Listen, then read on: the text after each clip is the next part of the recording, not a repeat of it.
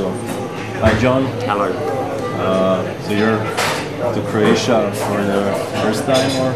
I think this is the first time, yeah. I think Matt's been here before. Yeah, Matt was here, yeah. Yeah, so first time to me.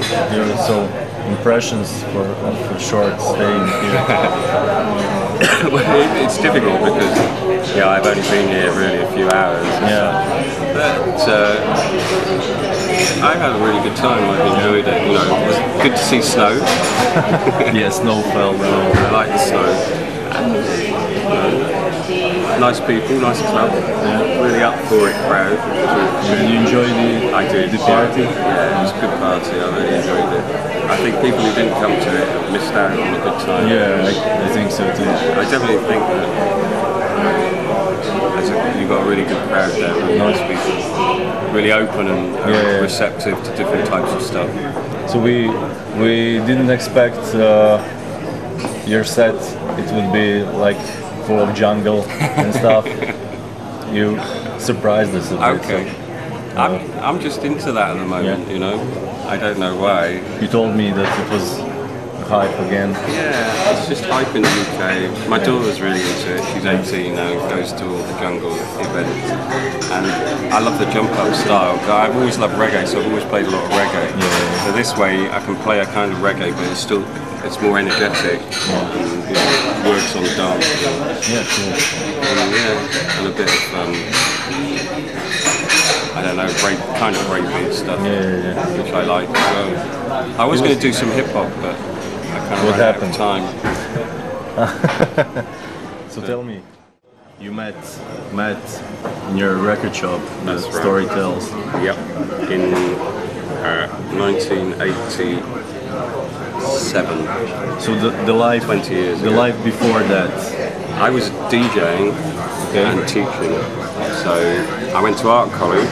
I studied 3D documentary design, and then I got a job as a teacher. Yeah. And I taught in a school and DJed as a part-time hobby.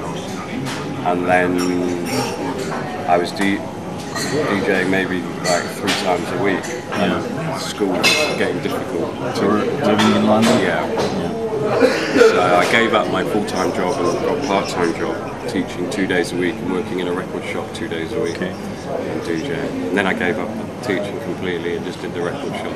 What styles of music did you DJ then back in the days? Not really that much different to what I do now. Reggae, hip-hop, funk. Rockabilly, I played quite a lot of rockabilly in those days. People love rockabilly. I've actually got loads of it, and I didn't play any last night, but I don't know, maybe I'll start playing it again. It's really good, you know, good dance music. And, Go-Go, I like from Washington DC, which doesn't really get played much these days. And just good, really, I was really into funk. I suppose the core music that I love is funk. Yeah, it was back in the 70s. Yeah, I got into it. You know, I remember going to the record shop and buying what was, I suppose, one of the very first rap records, hip-hop records then.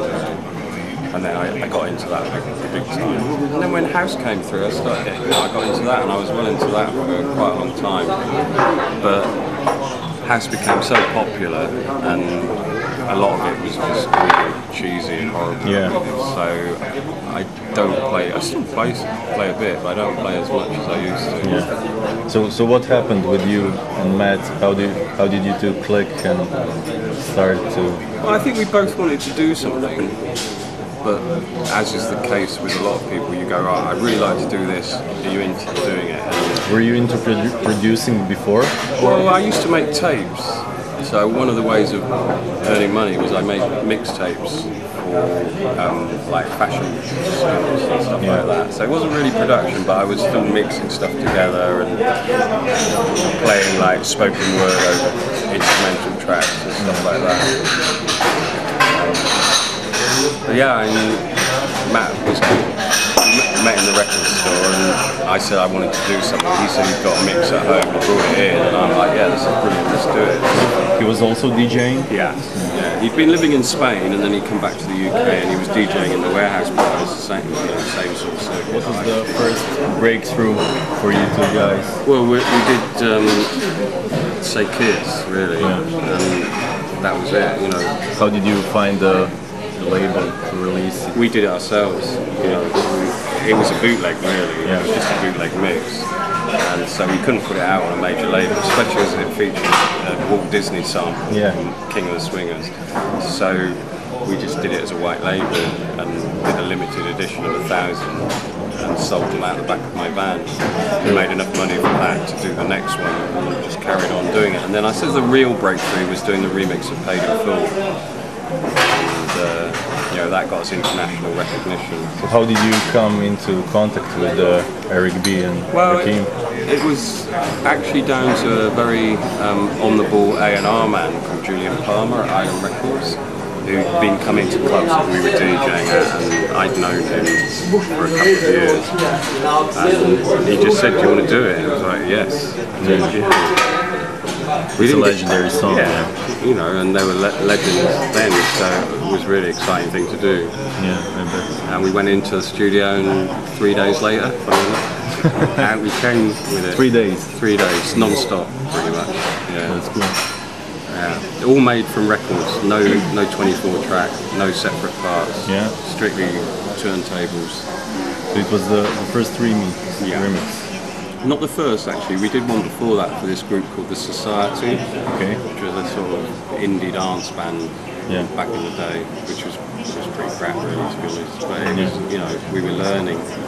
So from then, the whole Coldcut era started. Yeah, I mean, we made the Doctor in the House. That was a hit. Yeah. And the record, we signed to a record company, and they were like, "Well, I think you need to make another one." So we made Stop This Crazy Thing, and that was a hit. And then we made People Hold On. And that was you changed the sound a bit. Yeah, people freak people out. They couldn't deal with it at first. That's the thing about us. We do like surprising you by playing a jungle. Your albums are very different one from another. You know, it's very difficult for Matt and I to go back and kind of repeat the same thing. You know, we just get bored. When we did Journeys by DJs, which was another kind of breakthrough moment, I suppose. You know, still now we get asked to do another Journeys by DJs thing. We haven't done it. Why haven't we done it? It's unless there's a desire to do it. It's like you told me about the 6-year gap between albums. Yeah, it's just that we did loads in that period. We did art installations in the Modern Museum of Art in Barcelona, in London at the ICA, and in Paris. And you know, we put out another album actually, Let Us Replay, which had new tracks and remixes and stuff that we've done. We did a track with Grandmaster Flash, which was exciting, meeting him and doing that. We did the Zen DVD tour.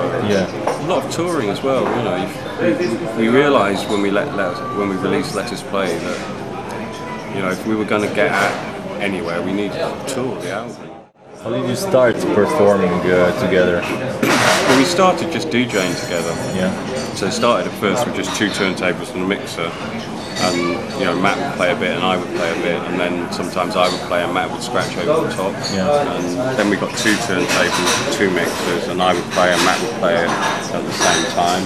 Then we introduced a sampler into it, and then we started doing visuals, but they weren't connected. You know, the visuals were separate, had no sound. And then one day we thought, well, actually, we should just combine these together.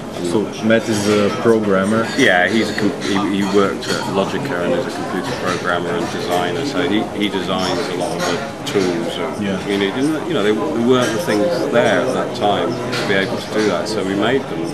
You know, they were pretty crude, but it kind of worked. Your software, DJM,